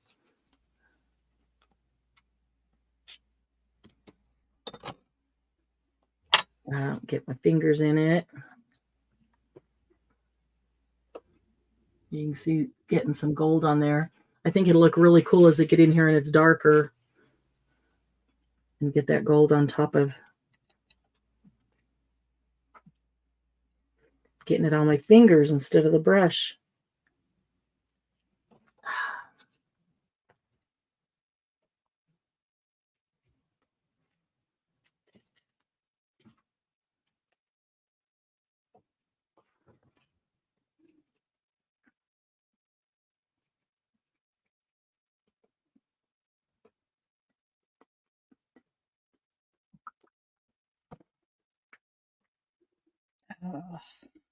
Sorry, we're quiet. I'm all focused on trying to hit these little spots. And my husband was asking again, even though this will be the third time I told him. What time we're done? What time I'm done, because he must be getting hungry, because we have leftover pizza from last night. What time does it start? How long does it last? Yep. Yeah. eat something that you'll be hungry in 4 hours. I heard that. Yep.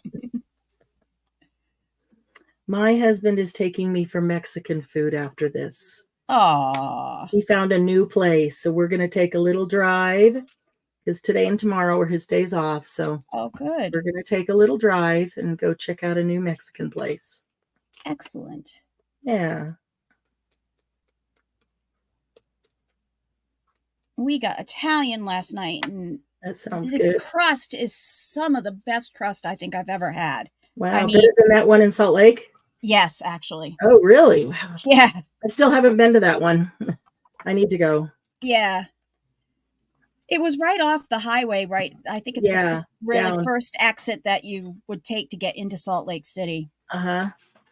Yeah, it's not that far. It's just, matter of going. Yes, I've heard baby powder too. You can use that to make. I would just make sure you use way more Mod Podge than baby powder or cornstarch. Yep. If you've got a lot of powder in it, it's. You have to sort of know it'll break down easier. As soon as it gets wet, it'll start breaking down. And that's why you want it to let it get completely dry as hard as possible so that the Mod Podge can take over. Yep. You don't want to start dissolving baby powder or cornstarch and it just breaks down and becomes mush. I have a mushy book cover.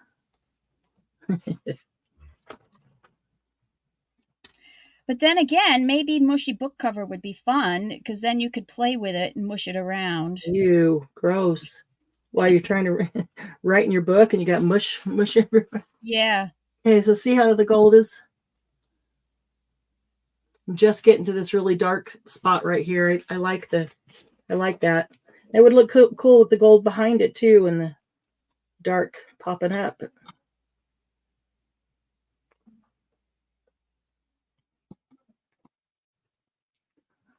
Uh-oh. Where did that one go? Oh, maybe I just took that one off. This is barely dry enough to do this.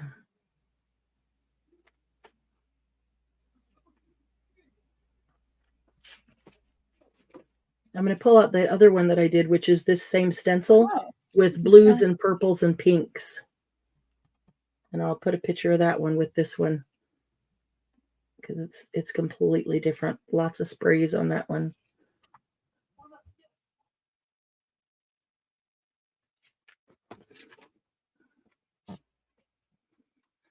Let's see. Hi, Tara. Bonnie messaged you.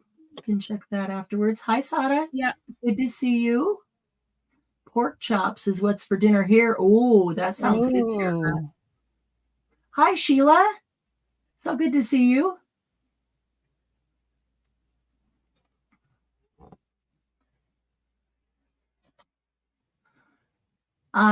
Sheila, what ingredients do you use for yours? She's made hers for years.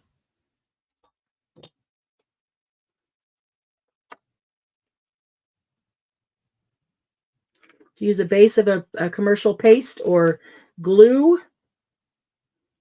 What do you use? She played around with it till she found what worked for her. And I will say, guys, even if somebody says something works and it doesn't, it's too liquidy or it's too stiff or whatever for you, you need to play around with it like Sheila did because it's going to be different in every climate. Yes, that's so if I'm in a dry, arid desert climate and I tell you something, it may not work so well if you're, back east in a humid area. True. That's why we have so many different adhesives. And that's probably why mine isn't drying as fast. Yeah.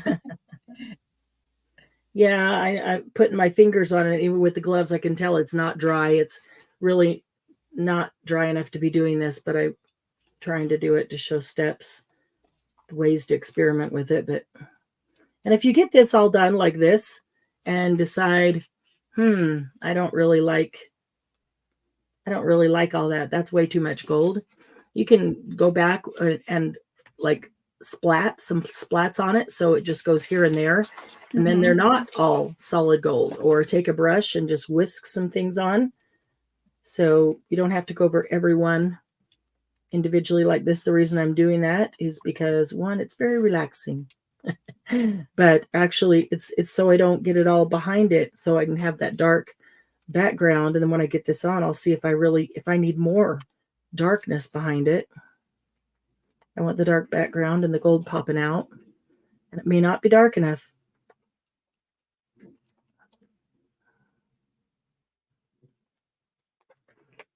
Let's see. All right, so don't forget your ATCs. This is week 4. The colors for week 4 are orange, gold. Ooh, I could cut a section of this, but it's my book cover.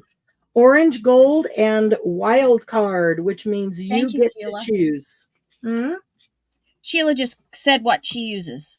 Oh, cool. She uses sand for rough, baking soda for slightly rough, and baby powder for smooth.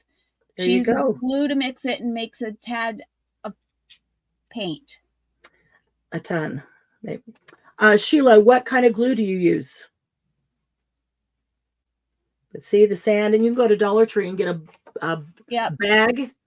Get a bag of sand for $1.25. And that's good. That's a good grit sand.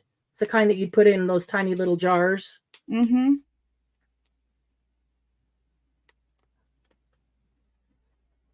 Just don't use kitty litter sand, guys. Oh, no. No. Now I've made a paste out of wood shavings and wood glue to fill some holes in our our floor. And you know, that could almost work too if you did that and you wanted a wood. Yeah, if you wanted a wood kind of look. Yeah. That's cool.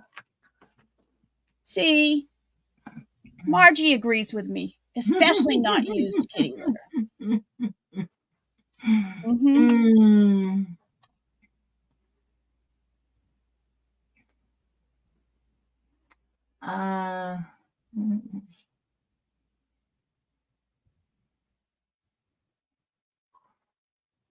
Gluol and allenes. Okay. Oh, yes. She mixes gluol and allenes. Mixing them together. She feels like it acts like art glitter glue. That's a great tip.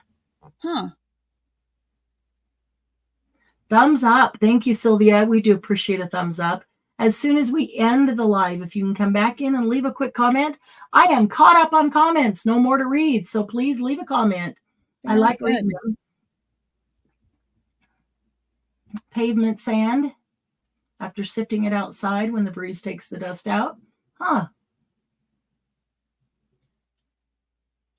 Thank you, Tara. Tara Cecil already went in and did a thumbs up. Now you can really see the difference. See, the left 2/3 has the gold on top. The right doesn't, but you can start to see how it changes dimension and changes, and it needs really dark around the outside. And this still needs to be a little darker. I like it being different, some darker than other. But if it's too light, there's not enough contrast with the gold. But so once I get some on there, then I can put the gold on, and then I can see where I need more dark down in between and decide what I'm going to use to get it. Almost done with that. And then it can sit and dry while we go get Mexican food. Yum. That sounds good.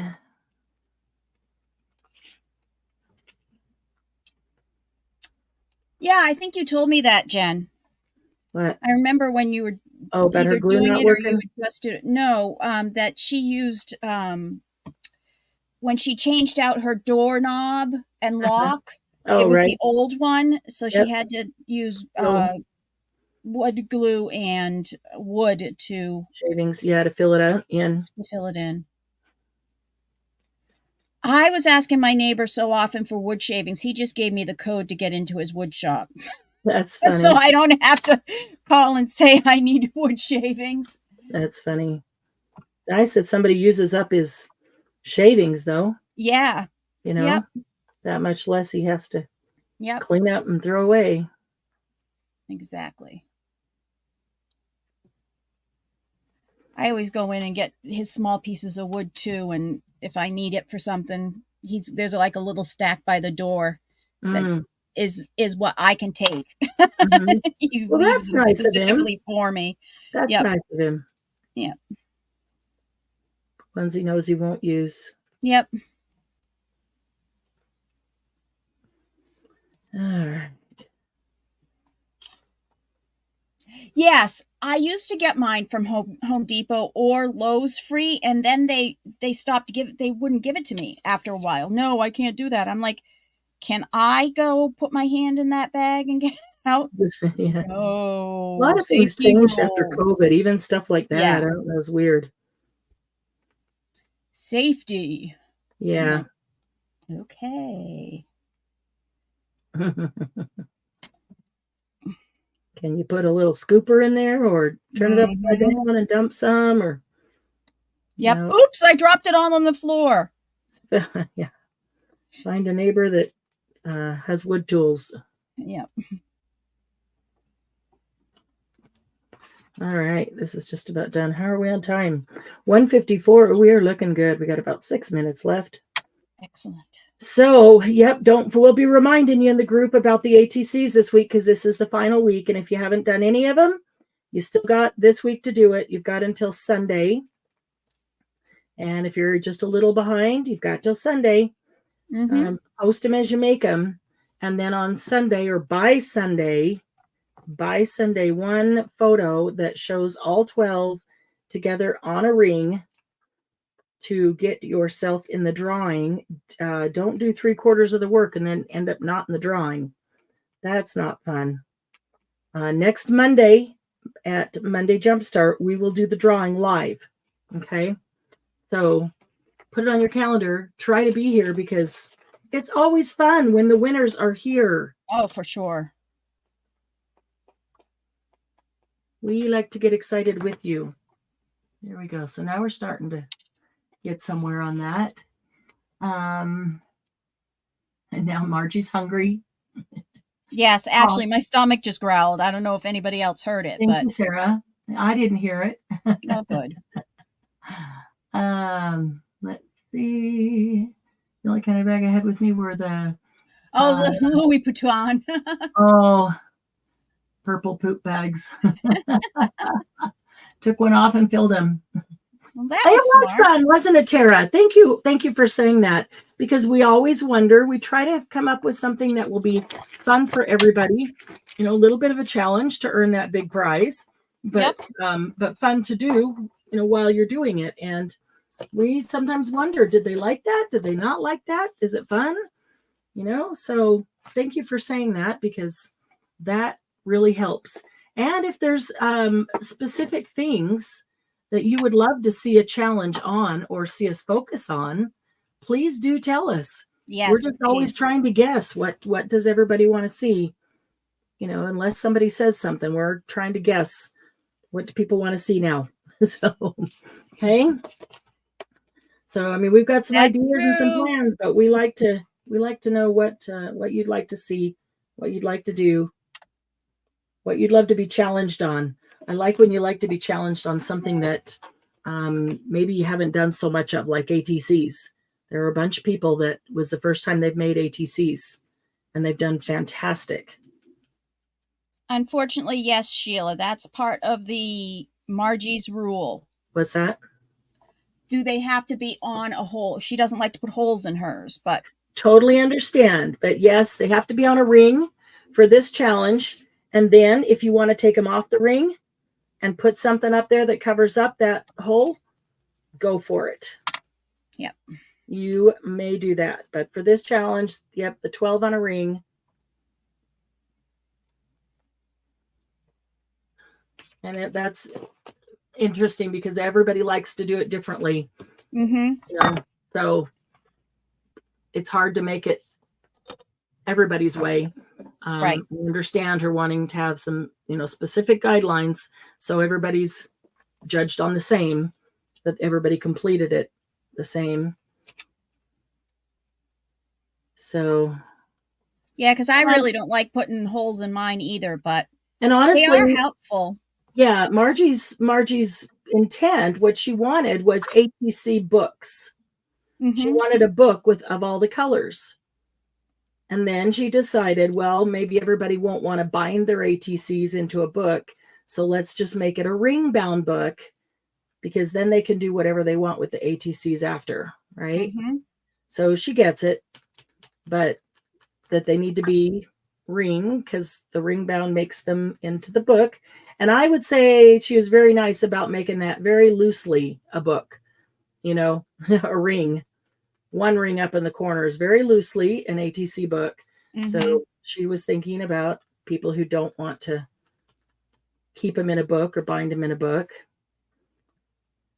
So, but Margie always has great challenges. I really love her challenges. We've had great participation in them. And what I really love is all the people who say, I never made ATCs before, and they're fantastic. Or last year when it was the book, and a lot of people said, I've never completed a journal before, made a whole journal until this challenge. And it was worth it for the prize, the possibility of the prize, but it also got a lot of people doing something that they might not have been motivated to complete in that month. And now all of a sudden they had a new skill and knew that they could do it. Exactly. That's fun. That's what's really fun, is seeing people go, oh, I didn't know I was so good at that. Where did you go? All right. I'm going to let this sit and dry, probably even overnight, because as they dry, the color changes as it soaks in, as it dries up. And then I can look at it again and see exactly what I have. But you can see the likeness of that to this one. They're starting to kind of sort of be similar, even though it's a different stencil that I used. And I could go back with heat over this and maybe get those to puff up a bit. I did kind of like eggshells would be cool as a grit, Julie, if you ground them all up. That's, yes. With as much my husband eats eggs, that would work for me. Penny, as long as you make a hole in the ATC and then you put a string through them to tie them together, a string or a wire or a ring, then you're okay. If they are not together like that, like a one ring book, then no. And yes, nothing hanging off the edge of them. If you made ATCs and you put them in a pocket letter, you can't have anything hanging off. There isn't room. So think about that when you're thinking of them. If you want to add other stuff later on, you sure can do that. And this is not feeling complete. So I just need to let it dry and see where it's at and see what I need to do it, because it's not feeling done yet. But I don't know yet what it needs. So got to let it dry. Yeah, the eggshells, that's a great idea. Wash the eggs. Especially if you could get different colored eggs. Yeah, in white paste. Yeah. Or Easter eggers. We had the blue and the green, and then the brown and the white. Yeah. Trivia question. Which is more nutritious? A white egg, a brown egg, a green egg, or a blue egg? It's a trick question. Then don't answer it. Because you're around chickens, so you may know. Yeah. Put eyelets in, and they're too small for the rings. Oh, Penny, you can take a wire and make your own ring. Or you could, it'll be too small for a keychain ring thing. But yeah, green. Penny says green. Margie says a fresh egg. Green, all the same. First leader, put covers back on your bottles. Thank you, Sylvia. I do need to do that. You are right, Kathy. You are right, Margie. A fresh egg is the most nutritious. They actually are all the same. They're just, the color of the shell does not have anything to do with the nutrition in the egg. The fresh egg is the most nutritious, and other than that, it doesn't matter. So people buy, if you pay more for brown eggs because they market them as more nutritious than white eggs, makes no difference. Mm-hmm. What does make a difference is the quality of the farm and the chicken's condition and how fast they get them to the store. Yes. How fast they get to market, how long they're sitting before you get them. And if you can get them and they haven't been bleached yet. Yeah. If you can get them straight from an egg farm where they don't wash them and wash the bloom off of them right after they've been laid, then that's even better. Then you can leave them sit out and they don't have to be washed because they're sealed. I love chickens. Can you take a jewelry wire that's thinner and make a ring from that? Yeah. Yes. Yep. Penny could do that because she put those tiny eyelets in and now her ring won't go through them. And that is totally okay. Penny, take a jewelry wire or a floral wire, any kind of wire. And if you need to double it over and twist it just to make it a little bit stronger, yep, and put the wire in and make you a ring with the wire. That works. Exactly. Oh, nope, here's one more. I'm looking for the lids, Sylvia. Thank you, Sylvia, for keeping me on track of my lids. Sylvia, I put mine in and I use the plastic that keeps it like Timmy does, that you put on. It also makes it easier to open because today I had a little problem trying to open one of mine. Yeah, but I will tell you that does not protect them indefinitely. Right. It doesn't do it indefinitely, but it does. Yeah, soft or moist indefinitely. They will dry out. We need to use our mediums. They will dry out. Mm-hmm. Oh, there it is. Hiding back in the corner. Okay. All right. Well, go try this. Pull out any mediums you have. Pull out all the color you have. Ink, alcohol inks, sprays of any kind. Play with it. Play. And then don't forget to put your photos in the group. We love to see them. That's our favorite part, is seeing what everybody makes off of, one idea, and everybody does something and it always turns out different. And that's really fun. Ooh, I got to try this stuff. I don't know what I'm going to do with that. I got to try. Maybe I'll do that. I would wait until everything's dry before you start. This one needs to completely dry before I can get any farther into that one. So, yeah. So thanks for being with us. And we'll be watching for ATCs. Admin is on the lookout for the ATCs. Mm-hmm. On Sunday, the 28th, I will go in and pull all the photos of the ATC books and get everything ready for the drawing on the 29th. And so next Monday, a week from today, on the 29th at Monday Jumpstart, which is noon to 2 Mountain Time, we will draw for the winners. And 3 people will have some extra money to spend. And we do have a lot of stencils that are not in the shop. We have alcohol inks. There's something else. Oh, we have sprays. Yeah, all the distress sprays, the Nuvo sprays, Stamperia sprays. We've got all those. They're not, I don't think they made it into the shop yet. So let's see.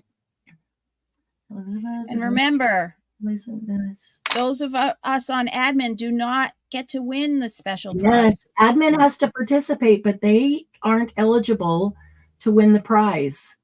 So there's a bunch of people that have been posting their pictures that cannot win. So that makes your odds of winning even that much better.